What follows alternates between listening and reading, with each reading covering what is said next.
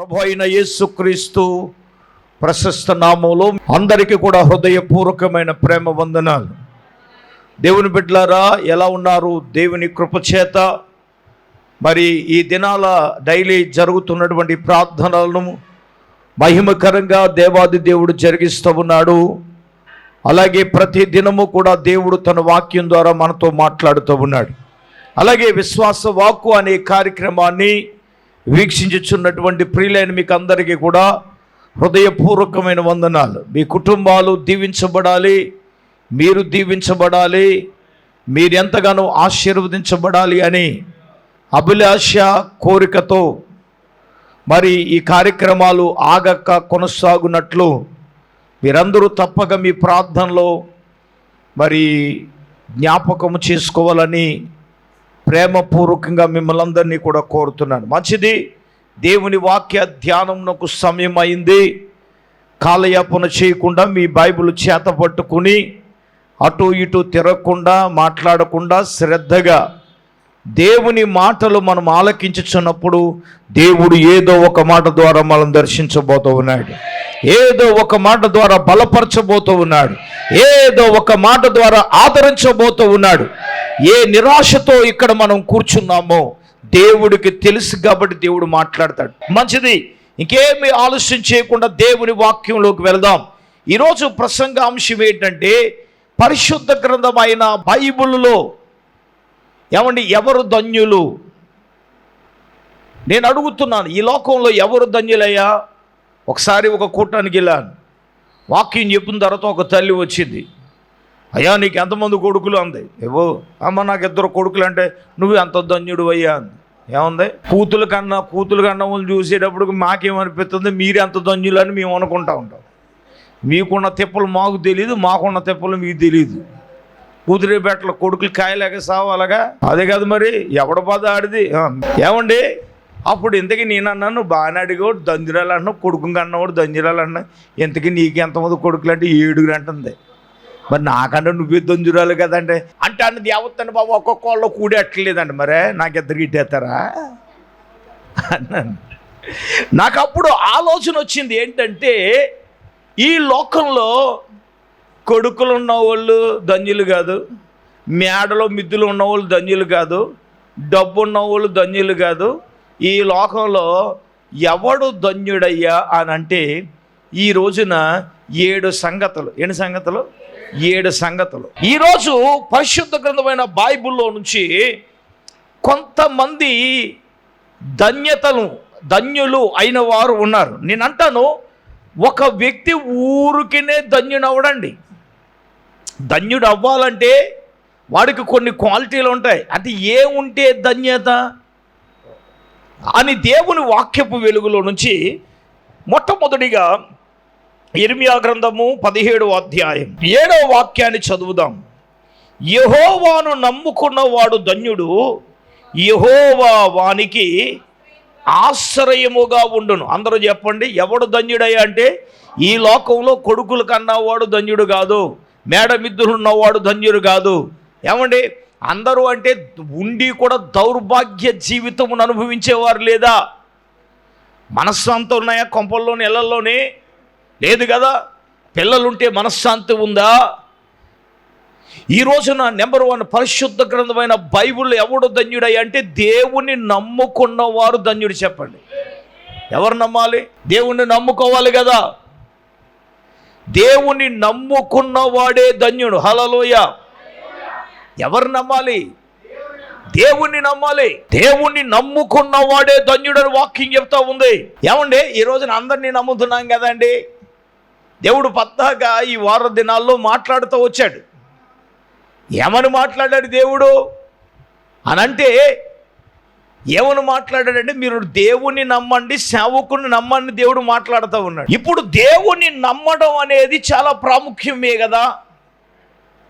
మీరు అడగొచ్చు, చాలామంది ఉన్నారండి ఎవరు నమ్మాలి అని అంటే, సజీవుడైన దేవుడు, సర్వ సృష్టికర్త అయిన దేవుడు, సర్వలోకములో మానవాళి కొరకు వచ్చిన దేవుడు ఎవరై అంటే ఆయనే నా ప్రభు అయిన యేసుక్రీస్తు. అందరూ చప్పట్లు కొడదాం. హల్లెలూయా. ఇప్పుడు నేనంటాను, ఆయనను నమ్ముకున్నవాడు, యెహోవాను నమ్ముకున్నవాడు ధన్యుడు. సర్వశక్తుడకు దేవుణ్ణి మనము నమ్మాలి కదా. నమ్మకుండా ఎలాగొస్తుందండి ధన్యత? నేనంటాను, దేవుని నమ్ముకుంటే నీ ధన్యత. ఆస్తులుంటే ధన్యత కాదు, పిల్లలుంటే ధన్యత కాదు, ఈ లోకంలో ఏదున్నా ధన్యత లేదు. దేవుణ్ణి నమ్ముకుంటేనే అదే ధన్యత. ఇంకా అంతకన్నా ధన్యత ఏం కావాలన్నా మనకి? మానవులమైన మన జీవితాలలో ఆ ధన్యత దేవాది దేవుడే. ఇప్పుడు నేను పరిశుద్ధ గ్రంథమైన బైబిల్లో చెప్తే ఈ ఒక్క పాయింట్ మీద గంటలు ఆగేయచ్చు మనం. నెంబర్ 1, సర్వశక్తుడగు దేవుని నమ్ముకున్నవాడు ధన్యుడు. అబ్రహాము ఏమండి, ఆయన తండ్రి మనకులాగా విగ్రహారాధకుడే, విగ్రహాలు అమ్ముకునేవాడే. కానీ అటువంటి కుటుంబ నేపథ్యం కలిగినటువంటి కుటుంబంలో అబ్రహాము సర్వశక్తుడగు దేవుణ్ణి నమ్ముకున్నాడు. దేవునికి స్తోత్రం చెప్పండి, హల్లెలూయా. ఏమండి, ఆ ధన్యత, సర్వశక్తుడగు దేవుణ్ణి అబ్రహాము నమ్మెను. అందుకంటాడు కదా, అబ్రహాము దేవుని నమ్మెను, అది అతనికి నీతిగా ఎంచబడిను. గట్టిగా దేవుని స్తోత్రం చెప్పండి.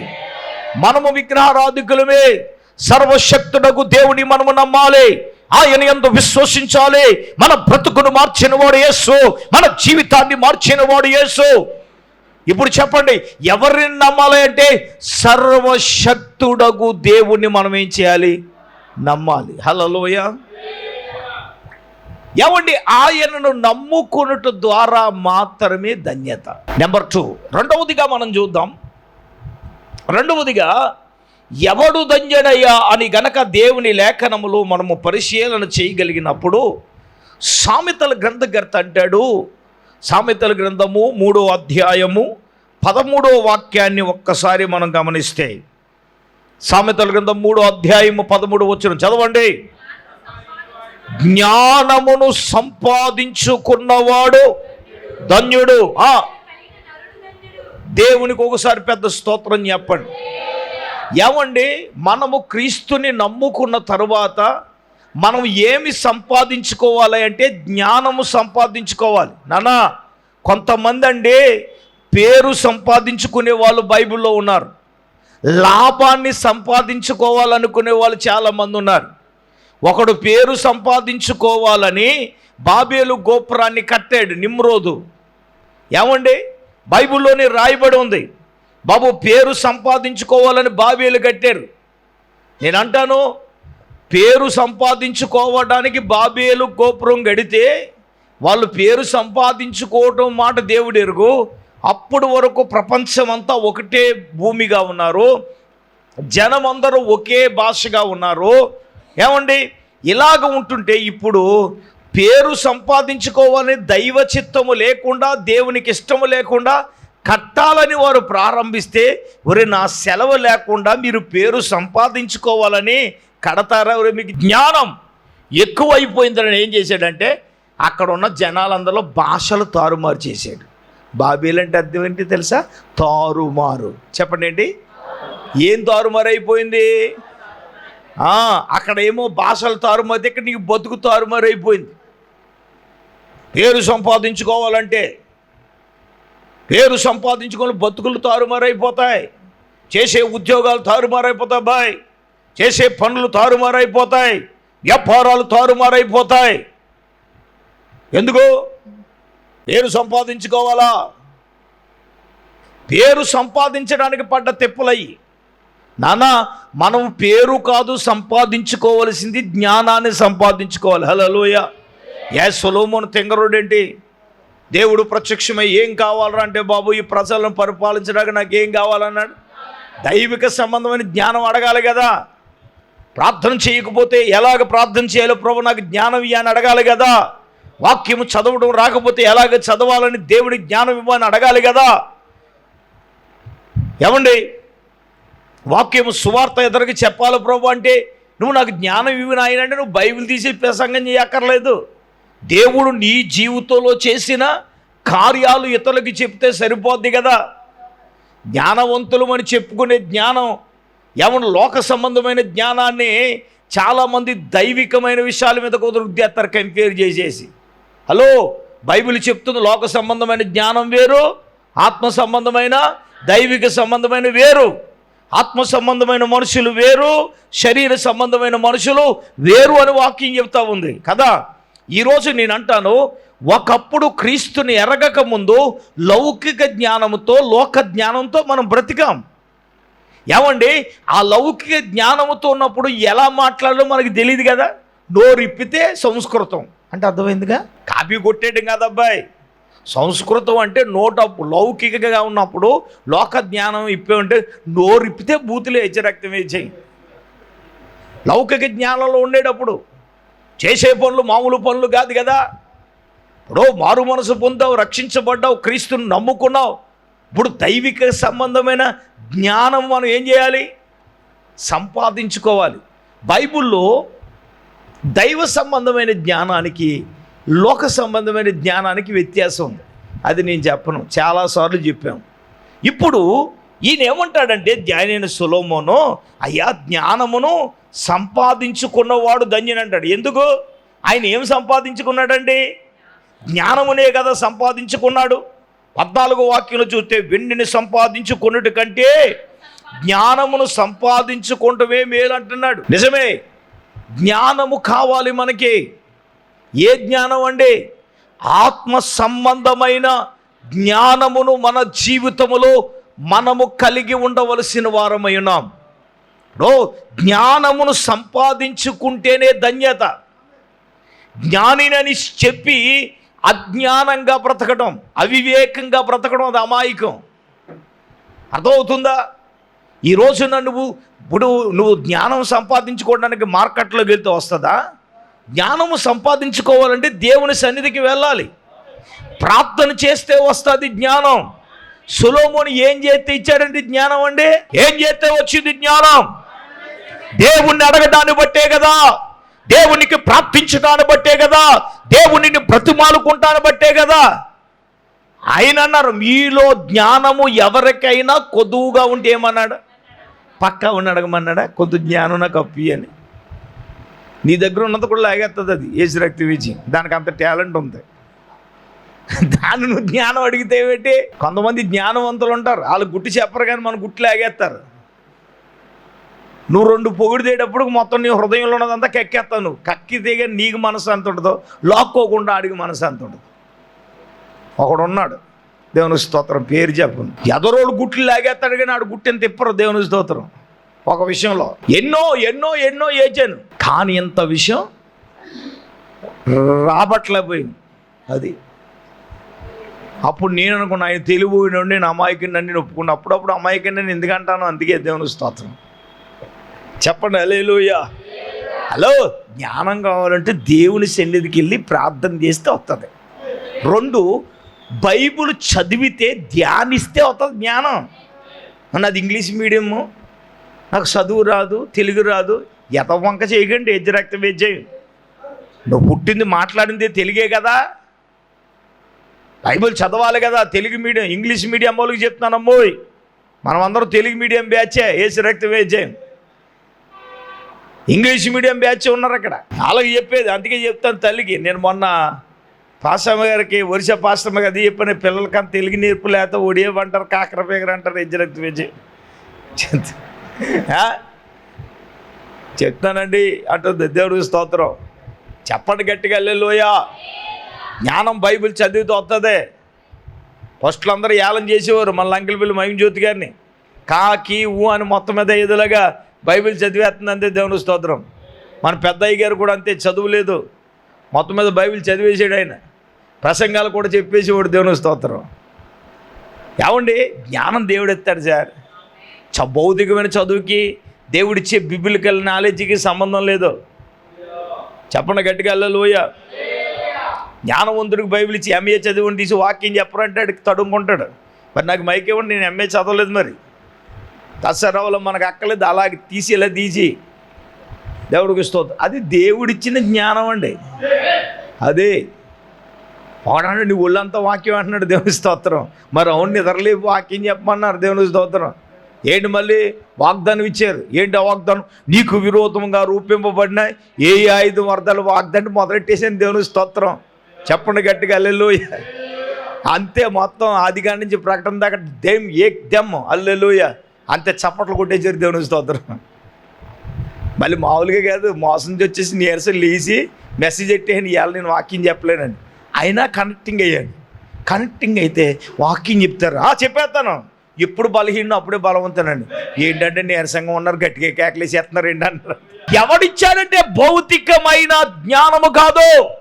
నా బైబిల్ చూస్తే సేవా బైబిల్ మొత్తం ఆదికాండం నుంచి ప్రకటన దాకా చదవడమే అదే జ్ఞానం. నాన్న, జ్ఞానం రావాలంటే ఎక్కడ దొరుకుతుంది? సంతలో కొనుక్కుంటే దొరికేది కాదు. అదే జ్ఞానము సంపాదించుకున్నటే ధన్యత. అంటే నువ్వు ప్రార్థించి సంపాదించుకోవాలి జ్ఞానం.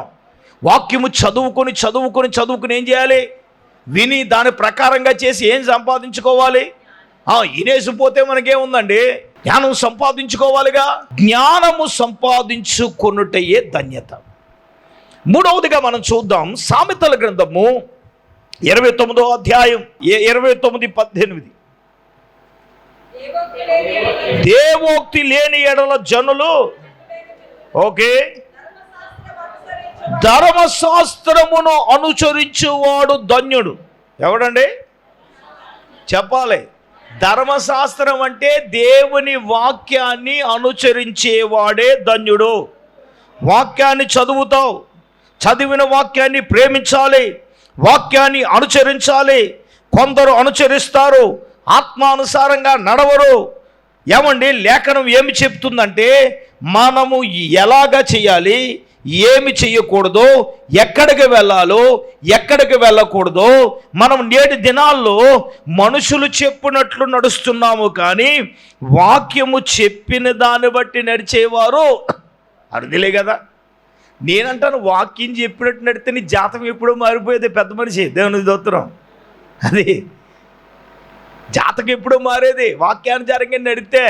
పాస్టర్ గారు జాతకాలు మారుతున్నాయి కానీ మన జాతకాలు మారట్లేదు. దేవుని స్తోత్రం. చెప్పండి గట్టిగా, చేతులెత్తి హల్లెలూయా. ఏమండి, ధర్మశాస్త్రమును అనుసరించి మనం నడవాలి, వాక్యాన్ని అనుసరించి నడవాలి. నాన్న, దేవుని సన్నిధికి వస్తున్నావు అంటే ఏదో వచ్చేసి ఊపుకుని కమ్మింగ్ అండి గోయింగ్ లాగా అంటే ఏంటి? వచ్చామండి ఎవడకే వస్తే నీకు ప్రయోజనం జరగాలిగా. దేవుని వాక్యమును బట్టి పరిశుద్ధాత్ముడు మాట్లాడుతూ ఉన్నాడు. పైన ఇంకొక మాట ఉంది, దేవోక్తి లేని ఎడల జనులు ఏమి లేదంట. అంటే అర్థం ఏంటది? వాక్యం లేకపోతే కట్టు లేకుండా తిరుగుతామంట. ఏమండి, దేవుని వాక్యాన్ని అనుసరించేవాడు ధన్యుడు అంటున్నాడు. దేవోక్తి అంటే వాక్యము లేకపోతే జనులు ఏమి లేదు, కట్టు లేదు. చాలా సంఘాల్లో ఉపదేశం లేదండి, పొగిడింపులే, ఎప్పుడు అరిగదలే, పెట్టగదలే, ఇయే. కానీ ఒక అంశావల్లో దేవుని వాక్యమును, ఏమంటే దేవుడు నాకు ఇచ్చినటువంటి కృప ఏంటంటే సార్, ఏమంటే 5 సంవత్సరాల నుంచి చెప్పిన ప్రసంగం చెప్పకుండా చేస్తాను. దేవుని స్తోత్రం. ధర్మశాస్త్రమైన దేవుని వాక్యాన్ని అనుసరించి నడిచేవాడే విశ్వాసి. వాక్య ప్రకారంగా నడవాలి. అటువంటి ధన్యత మనం సంపాదించుకోవాలి.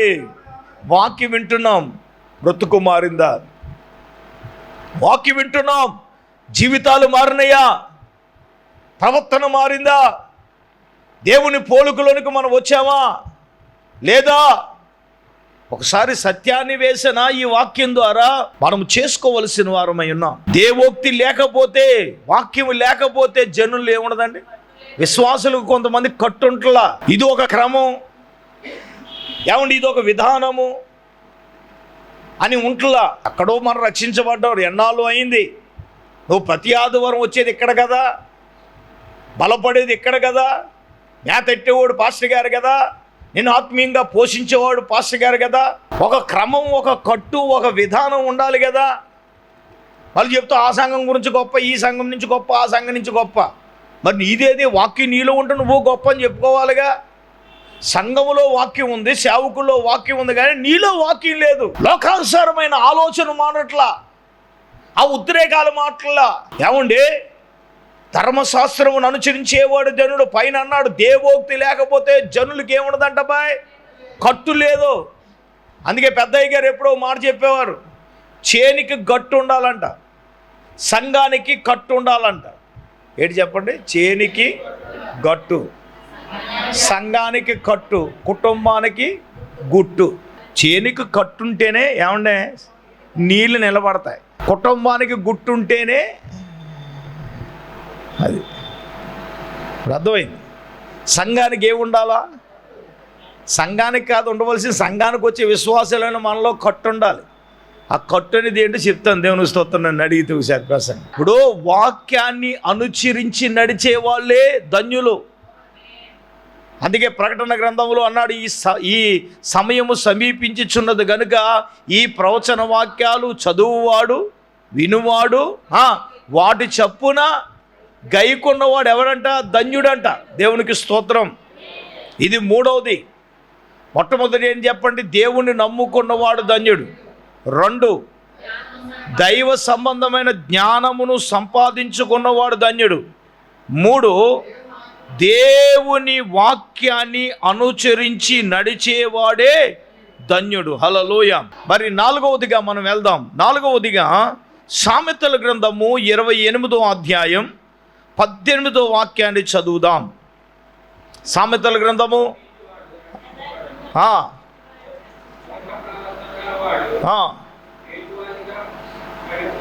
14 వచనం చదువున్నాను. అదేనా?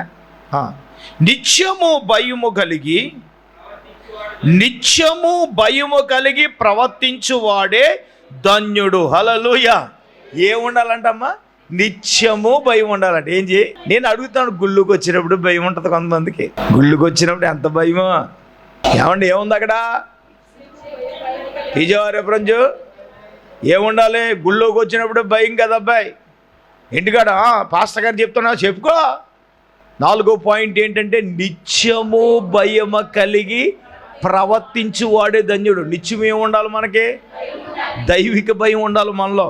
దేవుని మందిరానికి వచ్చినప్పుడు భయం కాదు, మనుషులు ఉన్నప్పుడు భయం కాదు, లోకం చూస్తుండగా భయం కాదు. నువ్వు ఎక్కడ ఉన్నా, సంఘములో, సమాజములో, లేదా మన డ్యూటీలో ఉన్న, ఏ పనిలో ఉన్నా దేవునికి భయపడుతూ మనం నడుచుకోవాలి, నేర్చుకోవాలి. దేవుని భయపడడం నేర్చుకోవాలి. దేవుడు భయపడడం గురించి దేవుడు మాట్లాడుతూనే వచ్చాడు. 3 రోజులు మాట్లాడాడు దేవుడు. ఎన్ని రోజులు మాట్లాడాడు? 3 రోజులు మాట్లాడాడు దేవుడు భయపడడం గురించి. మరొకసారి దేవుడు మాట్లాడుతూ ఉన్నాడు. నిత్యము మనం ఎవరికి భయపడాలంటే దేవునికి ఏమన్నాడు? నిత్యము భయము కలిగి ప్రవర్తించాలి. దైవిక భయం ఉన్న మనము ప్రార్థన ఎలా మానగలం? చెప్పాలా నీకు? దేవుడు అంటే భయం ఉంటే ప్రార్థించాలి. దైవిక భయం ఉండాలి, భయం కలిగి ప్రవర్తించాలి. దేవుని సన్నిధి అంటే, వాక్యం అంటే, ప్రార్థన అంటే, సేవకుడు అంటే పద్దాగా దేవుడు మాట్లాడాడు కదా 3 దినాలు. నేను ఒక మాట చెప్తాను, నిత్యము భయము కలిగి ప్రవర్తించేవాడే ధన్యుడు. దేవునికి స్తోత్రం. యోసేపు దేవునికి భయపడేవాడుగా ఉన్నాడు. దావీదు దేవునికి భయము కలిగి ఉన్నాడు. అందుకే దావీదు అంటాడు 19వ కీర్తనలో 8వ వచనంలో ఏమన్నాడండి? యెహోవా యందైన భయం పవిత్రమైనది, అది నిత్యము నిలుచును. చదవనానా? 19:8.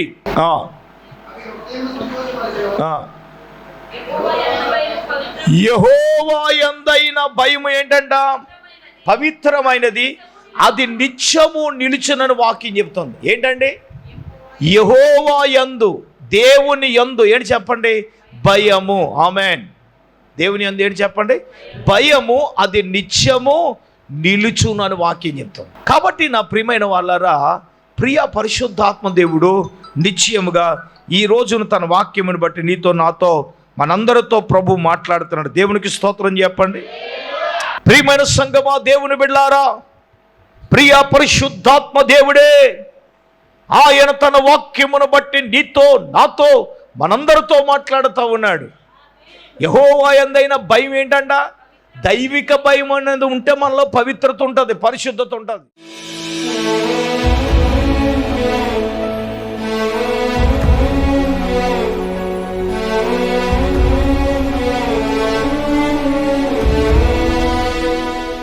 స్తోత్రం. స్తోత్రం స్తోత్రం స్తోత్రం స్తోత్రం స్తోత్రం. పరిశుద్ధుడైన తండ్రి, మహోన్నతుడా, నీకు వందనాలు, స్తోత్రాలు ప్రభువా.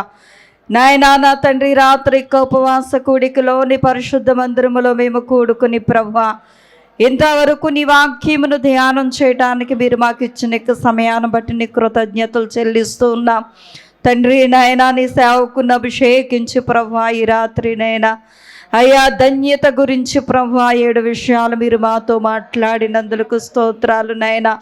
యెహోవాను నమ్ముకున్నవాడు ధన్యుడని, నాయన జ్ఞానాన్ని సంపాదించుకునేవాడు ధన్యుడని ప్రభువా నీకు వందనాలు తండ్రి. యథార్థంగా ప్రవర్తించేవాడు ధన్యుడని ప్రభువా నాయన నీకు స్తోత్రాలు తండ్రి. నా దేవా 7 విషయాలు మీరు మాతో మాట్లాడారు తండ్రి, నీకు వందనాలు నాయన. అయ్యా నా ప్రభువా నా తండ్రి, నీవు గర్దించే మనుషుడు ధన్యుడని మాట్లాడావు ప్రభువా, నీకు వందనాలు. అయ్యా నీ గర్దింపుకు లోబడే మనసు మీరు మాకు దయచేయమని ప్రార్థన చేస్తున్నాం తండ్రి. అయ్యా నాయన నీ గర్దింపును మేము అంగీకరించాలి నాయన, నీకు స్తోత్రాలు తండ్రి. యేసయ్యా అటువంటి కృప మాకు దయచేయమని ప్రార్థన చేస్తున్నాను నాయన.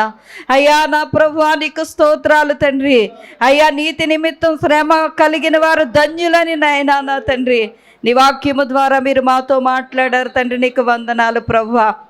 ఈ రాత్రి విత్తబడి మాటలు మా హృదయాల్లో ముద్రించండి నాయన, నీరు కట్టి ఫలింపచేయండి ప్రభువా, నీకు వందనాలు తండ్రి. యేసయ్యా నాయన నీ మాటకు లోబడే కృప దయచేయండి, నీ వాక్యానికి అప్పగించుకునే కృప దయచేయండి నాయన. నీవేదైతే మాట్లాడుతున్నావో ప్రభువా అయ్యా నాయన నా తండ్రి, ఆ మాటలను మేము అంగీకరించి నీ యొక్క ఉపదేశాన్ని అంగీకరించి నాయన మా జీవితాలు దిద్దుకొని ప్రభువా సరి చేసుకుని నాయన నీకు స్తోత్రాలు తండ్రి. యథార్థంగా ప్రవర్తించే కృప దయచేయమని ప్రార్థన చేస్తూ ఉన్నాను తండ్రి. వాక్యాన్ని అనుసరించి నడిచే వారంగా మేము ఉండాలి ప్రభువా నాయన. వాక్యాన్ని అనుసరించేవాడు ధన్యుడని ఈ రాత్రి మీరు మాతో మాట్లాడారు తండ్రి. అయ్యా నాయన నా తండ్రి, నీ ధర్మశాస్త్రాన్ని మేము అనుసరించాలయ్యా, నీవు చెప్పే మాటను మేము అనుసరించాలి నాయన, నీ వాక్యమును మేము అనుసరించాలి ప్రభువా, నీకు వందనాలు తండ్రి.